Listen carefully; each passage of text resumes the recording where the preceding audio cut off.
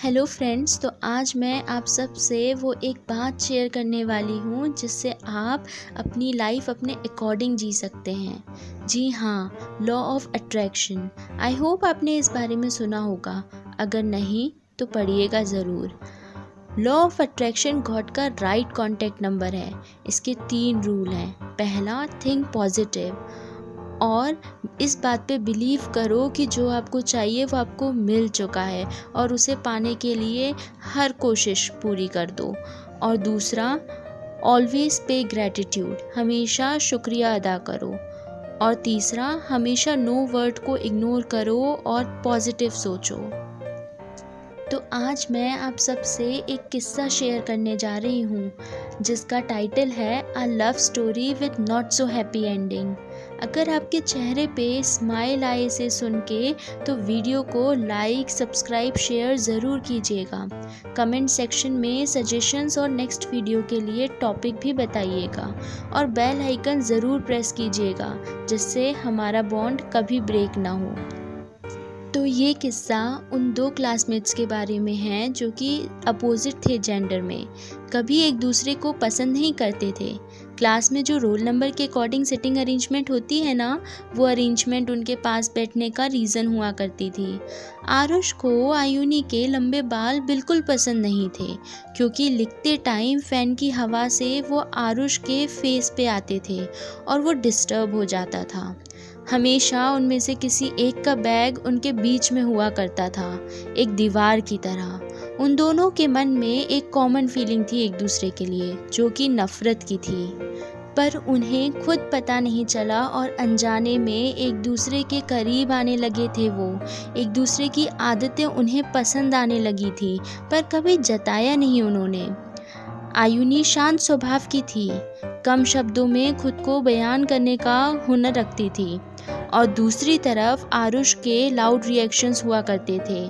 उसका चुलबुलापन आयुनी को इरिटेट किया करता था और आरुष जान के उसे परेशान किया करता था क्योंकि पसंद था उसे आयुनी का अंदाज़ जब वो परेशान होके कहती थी, आरुष प्लीज़ मत करो ना, मैं तुम्हारी जान ले लूँगी। और ये शब्द सच में उसकी जान ले लिया करते थे।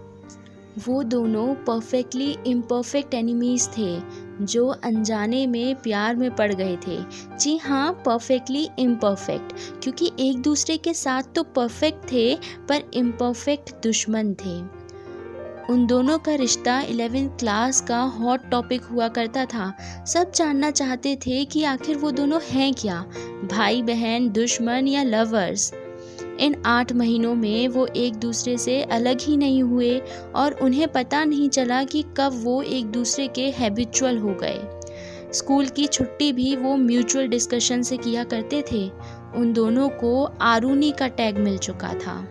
उन दोनों का अलग था अंदाज, बाकी सबकी तरह चीज़ी नहीं थे वो दोनों। लव यू, टेक केयर की जगह hate you most in this world का प्रयोग करते थे। और पार्टनरशिप थी उन दोनों के बीच कि किसी तीसरे के आगे उनके झूठ को सच में बदलने के लिए वो दोनों एक दूसरे की झूठी कस्में भी खाया करते थे। सब कुछ इसी तरह एकता कपूर के एंडलेस सीरियल्स जैसा चलता गया। वो दोनों 12th क्लास में प्रमोट हो गए और 2020 स्टार्ट हो गया। किसे पता था कि ये साल उनकी लाइफ में भी पेंडेमिक ट्विस्ट ले आएगा। स्कूल और कॉलेजेस बंद हो चुके थे, पर जैसे कि 2020 एक एडवांस टेक्नोलॉजिकल ईयर है तो दोनों इलेक्ट्रॉनिक गैजेट से कनेक्टेड थे। अभी भी वही आर्ग्यूमेंट्स और ऑनलाइन जूम क्लासेस के डिस्कशंस जारी थे। फिर आयुनी एक दिन गायब हो गई। ना कोई कॉल, ना कोई मैसेज, ना ही ऑनलाइन क्लास अटेंड कर रही थी। 2 दिन तक आरुष ने नॉर्मल रहने की कोशिश की, पर फिर उससे नहीं हुआ और उसकी छुपी हुई फीलिंग्स का वॉल्केनो इरप्ट हो गया और लॉकडाउन बॉयकॉट करते हुए वो उसके घर जा पहुंचा, जहां उसे आयुनी के लास्ट स्टेज कैंसर के बारे में पता चला। और जब वो उसके वार्ड के पास गया तो मानो उसके पैरों के नीचे से ज़मीन खिसक गई हो। आयुनी को मेडिकल इंस्ट्रूमेंट्स के बीच दर्द में देखकर वो टूट गया। आयुनी को आरुष के आने का एहसास हो गया। उसने धीरे से अपनी आंखें खोली, जैसे कि उसको पता हो कि कभी ना कभी आरुष ज़रूर आएगा। आयुनी ने आरुष का नाम पुकारा, इस बार बहुत प्यार से और धीरे से। आरुष। उसने जैसे तैसे खुद को संभाला और उसके पास गया। ऐसा लग रहा था मानो दोनों की पर्सनालिटीज़ एक्सचेंज हो गई हों। आरुष जो बहुत बोलता था, आयुनी को इरिटेट करता था, आज उसके पास बोलने के लिए शब्द नहीं थे और आयुनी अपनी कैपेसिटी से भी ज़्यादा बोलने की कोशिश कर रही थी आरुष को नॉर्मल करने के लिए। 5 महीने तक आरुष ने आयुनी की देखभाल की, उसे लॉ ऑफ अट्रैक्शन के बारे में बताया कि कैसे वो जो सोचेंगे वैसा होगा। बहुत बार आयुनी अपनी फ्रस्ट्रेशन आरुष पे निकाल दिया करती थी, पर आरुष ने कभी गुस्सा नहीं दिखाया। वो उसे हंसाता था, उसे खाने का हर एक निवाला पॉजिटिव और हैप्पी थॉट्स के साथ खिलाता था।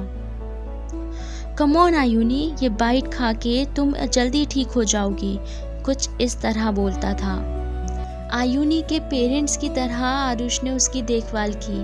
कभी खुद उसने नहीं सोचा था कि इतना केयरलेस इंसान इतना रिस्पॉन्सिबल भी हो सकता है।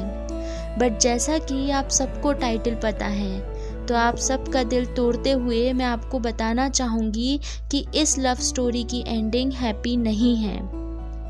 वो कमज़ोर होने लगी, उसके रंग फीके पड़ने लगे और उसने अपने सारे बाल खो दिए जो कि आरुष को इरिटेट किया करते थे स्कूल टाइम में। अक्सर आपने सुना होगा लोगों को कहते हुए कि हम अपना फ्यूचर अपने एक्शंस यानी कर्मों से लिखते हैं। तो कैसे आप सब मेरे टाइटल पर नेगेटिव वे में बिलीव कर सकते हैं?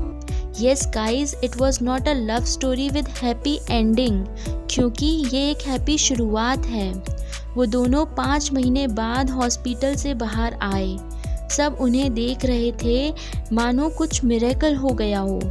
उन दोनों ने एक दूसरे को देखा और हंसने लगे, क्योंकि वो इस पल की आयरनी को महसूस पा रहे थे। ऑफ कोर्स लोग उन्हें देख रहे थे, इसलिए नहीं कि लोग उनके प्यार के बारे में या फिर उनके कैंसर स्ट्रगल के बारे में जानते थे, पर इसलिए कि दोनों के सिर पे बाल नहीं थे।